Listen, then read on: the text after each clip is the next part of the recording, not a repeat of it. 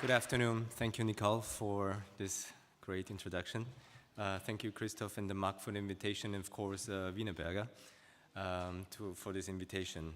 To be perfectly honest, during lunchtime, Gregorio and I went through the presentation, and I just think, or we thought, or let's say I think, it's much better without me, so I will step down and leave Gregorio the stage, and will join the question and answers.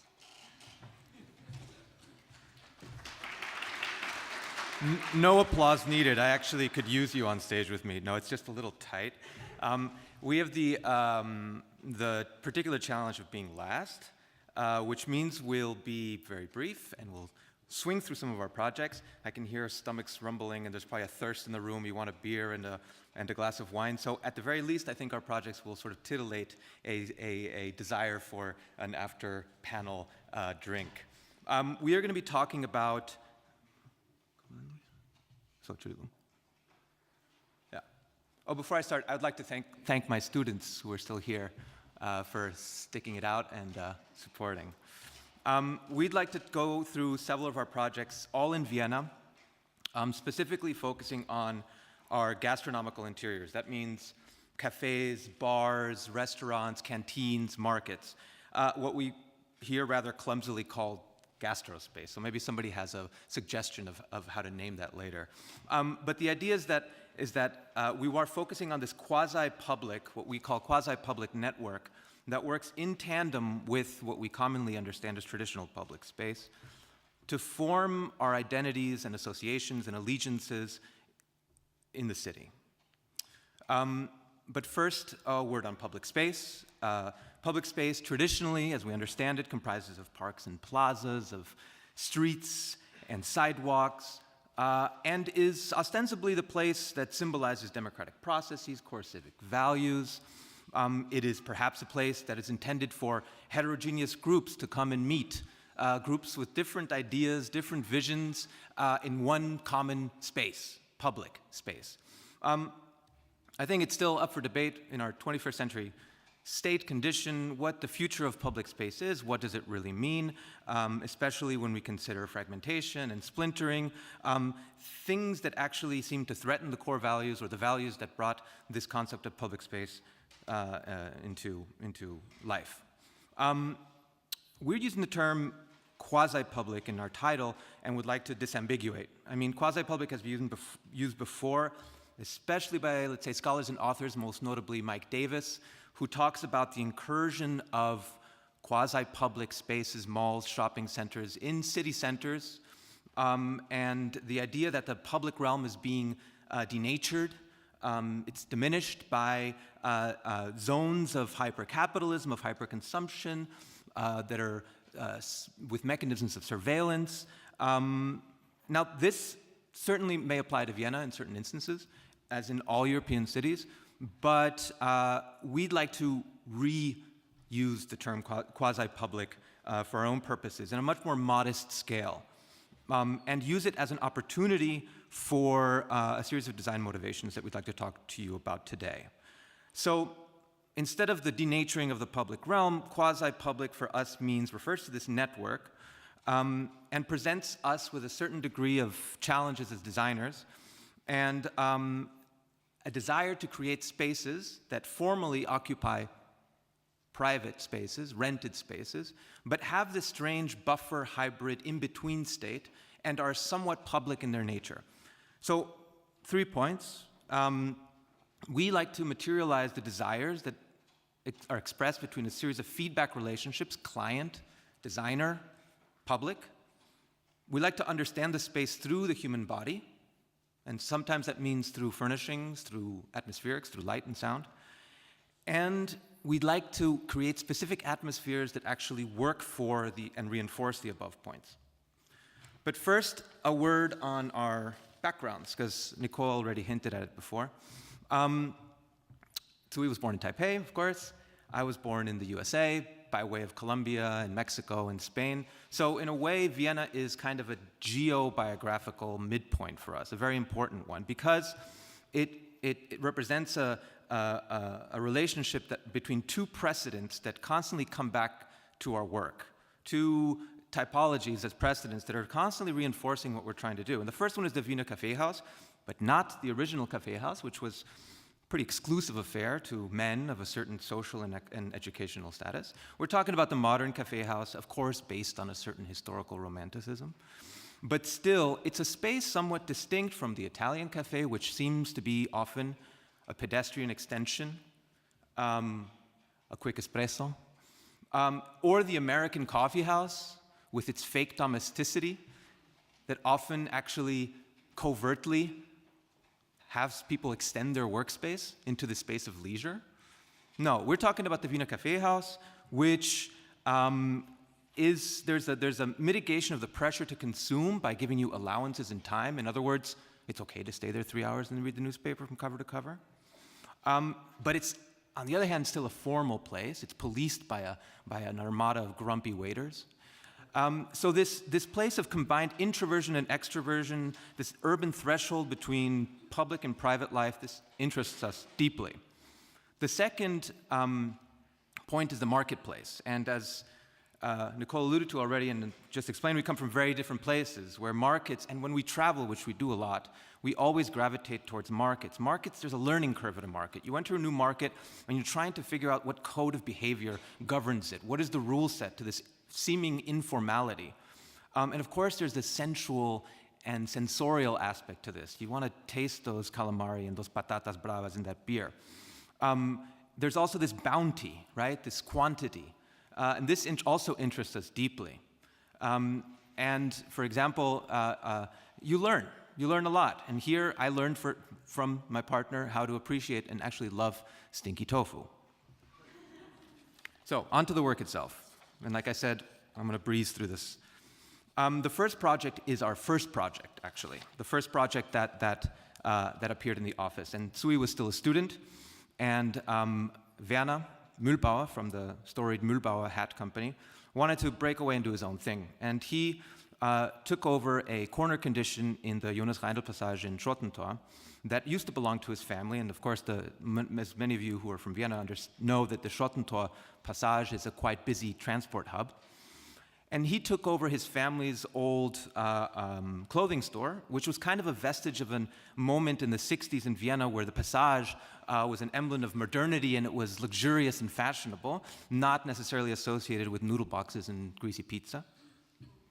And we turned it into a cafe, mostly a cafe to go. And it was important for us that this worked as a market stall, an operable facade that would have direct interactions with passersby, but at the same time provided some kind of qualities of interiority, however small. And 10 years later, this cafe is still abuzz. At peak hours, it's really difficult to understand where the line of the counter begins and ends. So in a sense, the architecture is as thin as possible. The architecture is at the very, very back. And this was our first lesson in learning that you actually don't need to do so much to do a lot. The second project is Mama Liu and Sons. And Yong and Feng, along with their mother, Miss Mina Liu, wanted to open up a restaurant where they could showcase their family's Qingtianese home recipes, home cooking. Something we don't get that often in Chinese restaurants outside, in Europe, for example. Real home cooking. This provided two challenges to the design. The first one was perfectly easy to communicate. We wanted to split the kitchen.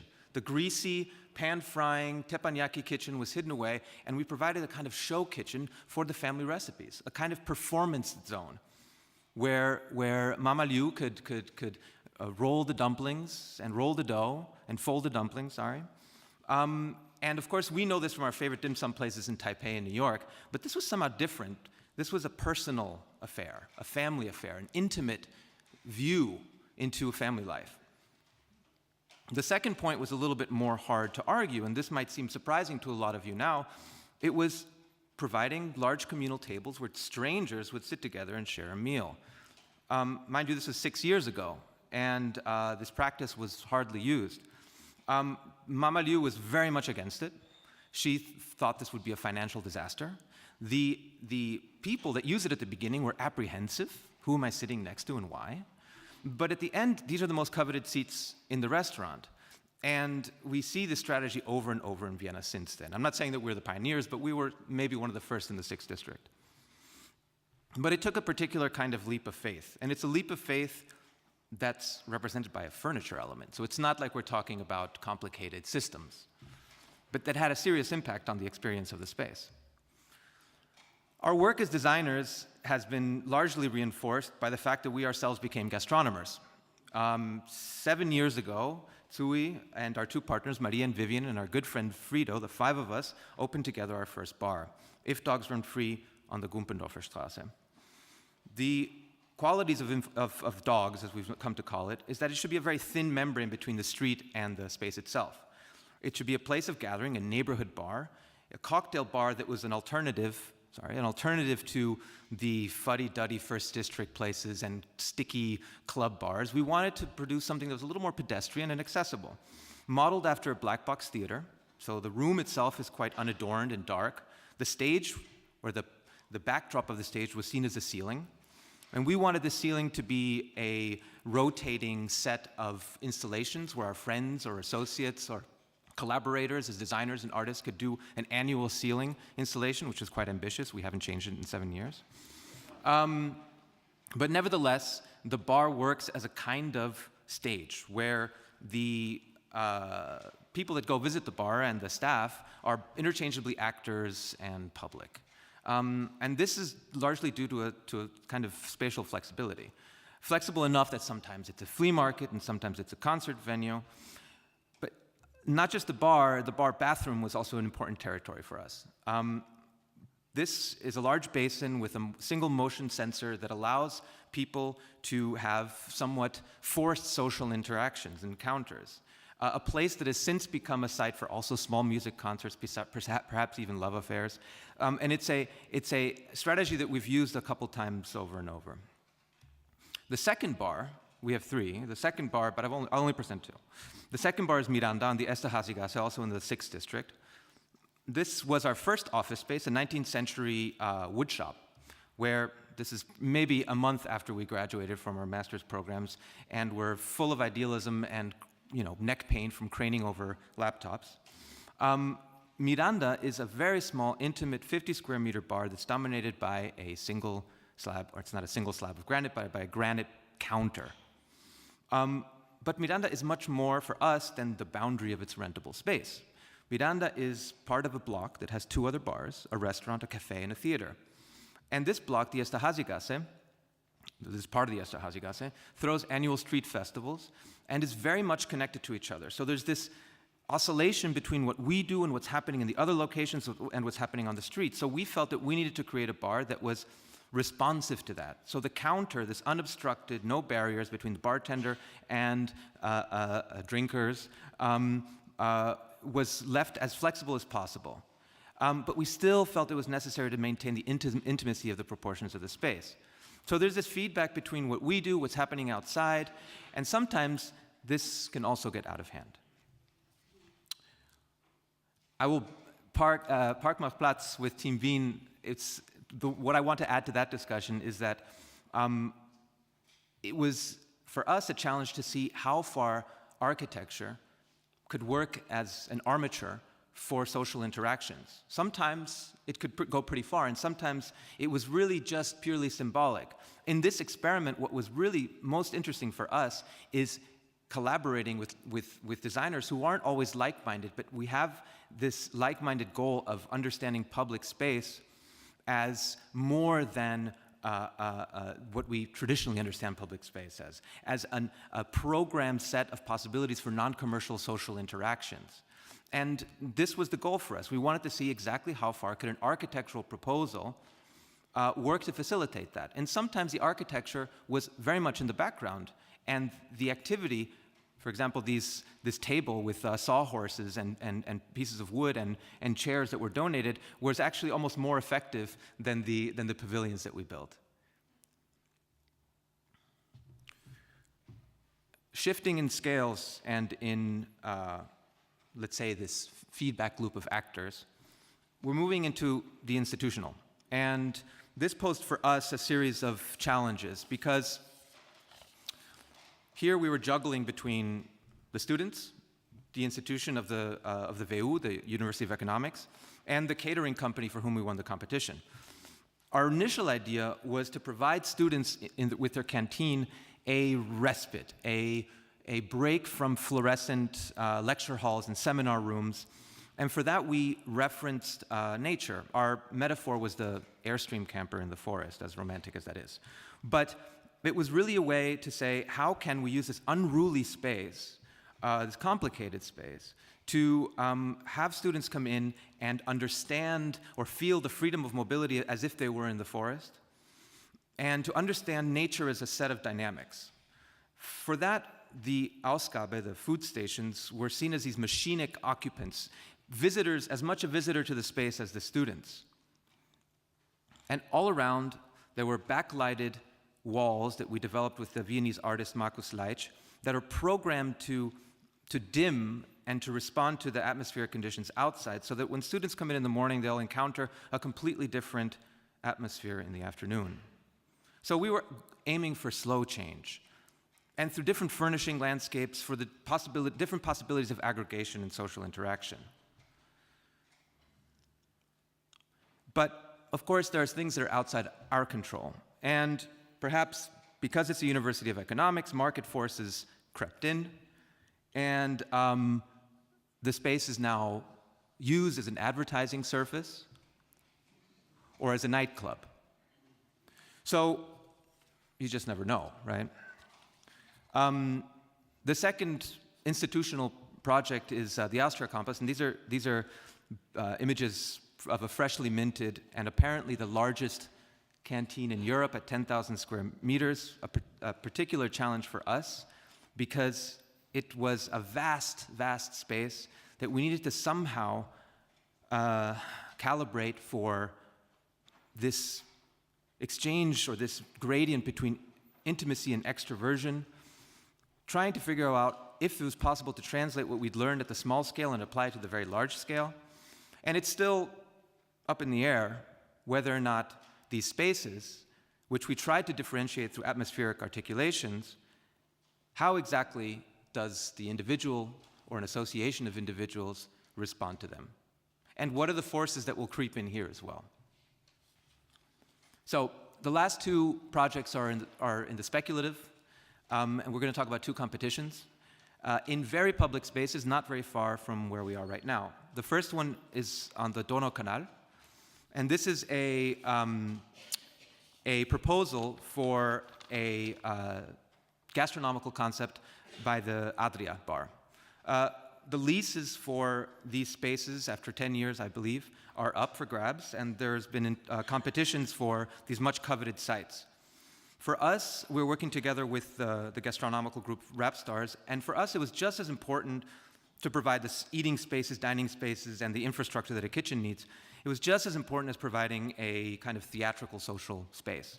So not only do we provide an actual stage, but more interestingly for us, it was a modular system of market stalls that would provide the opportunity for gastronomers, food producers, farmers to come and display, show their work where they otherwise wouldn't have been able to because they lack the infrastructure, the opportunities, they don't have a space in the city. So it was a kind of way of giving a very flexible set of modular shifts for people that don't have a space for their ideas. The last project that we'd like to share with you is Schwedenplatz, and this is a very complicated urban plaza in Vienna. And we were our third place entry for this very highly publicized and hotly debated international competition, for us was an exercise to see how much, again, our ideas learned at the more intimate scale of the interior, if at all, are translatable to a larger urban public gesture. And so our first manipulation was the desire to connect the city, or in this case, Schwedenplatz, with the Donaukanal itself, uninterrupted by traffic. And we do a connection that is incredibly inefficient. But it's precisely its inefficiency that interests us, because it's a promenade. And so this promenade is a place where people are forced to stop and to play and to bike. And it's working very much at odds or in contrast to the vectors of traffic. It's almost a rebuke of vehicular traffic. The second aspect of the park is the park itself, or the plaza, which we conceived of as a non-hierarchical space. It's a single surface modulated ever so slightly with a series of islands, an archipelago of curved seating areas that are planters with river flora, reeds and willow bushes and grasses. If Koopwurf, our landscape architect, were here, he would talk to you about self-irrigating systems. For us, what's interesting in the context of this discussion is that we wanted to see just how far the sort of ergonomics or the private corporeal experience could actually inform the large public space. And so, in a sense, it's less a park or a plaza, and for us, more a filter between the city itself and this memory of a river.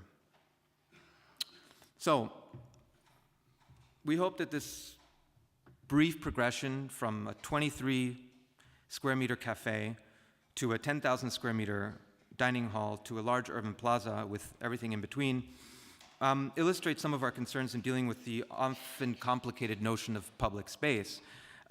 We continue to explore how simple and sometimes imperceivable or unnoticeable moves and gestures, design solutions, can actually affect the way in which we produce an urban climate that's more conducive to community building. So we are directly engaging with what we identify as this quasi-public. This image, which we showed at the beginning and didn't clarify, is an actual, let's say, quasi-public network map of myself. We call it our Stammtisch network.